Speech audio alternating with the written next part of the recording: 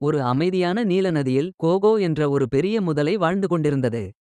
கோகோவுக்கு கூர்மையான பற்கள் இருந்ததால் அது பயங்கரமாக தோன்றினாலும் உண்மையில் அது மிகவும் நல்லதும் மென்மையானதும் ஆக இருந்தது.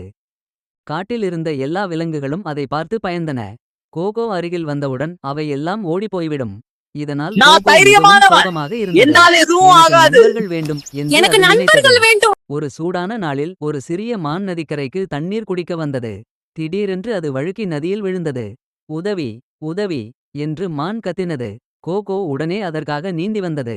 முதலை பார்த்ததும் மான் இன்னும் பயந்தது. ஆனால் கோகோ மெதுவாக சொன்னது, பயப்படாதே, நான் உன்னை காப்பாற்றுவேன். அது மெதுவாக மானை தனது முதுகில் ஏற்றி பாதுகாப்பாக கரைக்கு கொண்டு சென்றது. மான் ஆச்சரியப்பட்டு, நன்றி கோகோ, நீ மிகவும் நல்லவன் என்றது. அனைத்து விலங்குகளும் இதை பார்த்தன. கோகோ பயங்கரமானவன் அல்ல, நல்ல நண்பன் என்பதை புரிந்து கொண்டன. அந்த நாள் முதல் கோகோவுக்கு நிறைய நண்பர்கள் கிடைத்தனர்.